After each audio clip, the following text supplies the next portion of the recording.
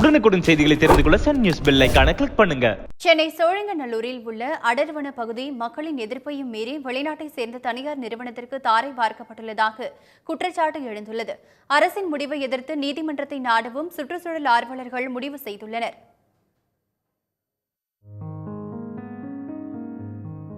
சென்னை சோழிங்கநல்லூர் பகுதியில் மாநகராட்சிக்கு சொந்தமான அடர் வனப்பகுதி உள்ளது.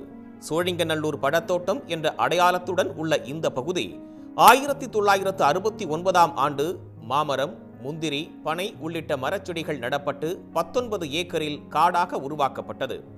பழத்தோட்டத்தின் மூலம் ஒவ்வொரு ஆண்டும் கிடைக்கும் வருவாய் சோழிங்கநல்லூர் ஊராட்சி மன்றத்திற்கு அளிக்கப்பட்டு வந்தது.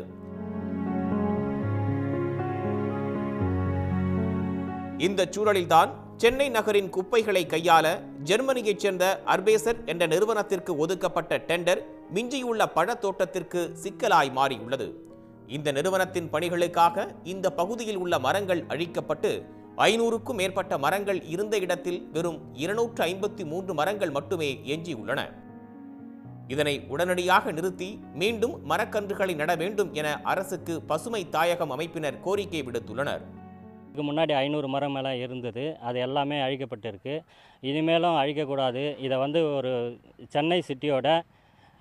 சென்னை சிட்டியோட மினி அமேசான் காடாக மாற்றுறதுக்கு நாங்கள் பசுமை தாயகம் மூலயமா முயற்சி எடுப்போன்னு கட்டாயமாக இதை விட்டு கொடுக்க முன்வர மாட்டோம். இதை ஆக்சிஜன் ஃபேக்ட்ரியாக மாற்றணும், அதுதான் எங்களோட முக்கிய வேண்டுகோள். 19 ஏக்கர் கொண்ட பழத்தோட்டத்தின் 10 ஏக்கர் வனப்பகுதி ஏற்கனவே தனியார் தொழில்நுட்ப நிறுவனத்திற்கு ஒதுக்கப்பட்டு விட்டது.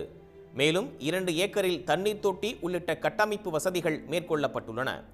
எஞ்சிய 7 ஏக்கர் வனமும் அழியும் சூழல் உருவாகியுள்ளதால் சென்னையின் வனப்பகுதி குறைவதுடன் அப்பகுதியின் இயற்கை எழிலும் பாதிக்கப்பட்டுள்ளது. எனவே அரசின் முடிவை எதிர்த்து நீதிமன்றத்தை நாட அப்பகுதி மக்கள் மற்றும் சுற்றுச்சூழல் ஆர்வலர்கள் முடிவு செய்துள்ளனர். இந்த மரங்களையும் இந்த காட்டையும் இந்த வன உயிரினங்கள் வாழ்ந்த இடத்தையும் அழிப்பதற்கு சென்னை மாநகராட்சி ஏன் முன் வந்தது? இது தொடர்மையானால் கண்டிப்பாக எங்கள் முனைப்பான போராட்டங்கள் மூலமாக இது வென்றே தீர்வோம் என்று நாங்கள் ஆணையிட்டு உறுதி கூறுகிறோம். முதல் மக்கள் போராட்டம், பின்னர் நீதிமன்ற போராட்டம், அத்தனையும் சந்திக்க நாங்கள் அனைவரும் தயாராக உள்ளோம். சென்னையில் மாநகராட்சிக்கு உட்பட்ட பகுதிகளில் 1/2 ஏக்கர் 1 ஏக்கரில் மியாவக்கி காடுகளை உருவாக்கும் முயற்சிகள் நடைபெற்று வருகின்றன. அதே வேளையில் பல ஆண்டுகளாக இருக்கும் அடர்த்தியான வனத்தை அழிக்க நினைப்பது ஏன் என்பது சோழிங்கநல்லூர் மக்களின் கேள்வியாக உள்ளது.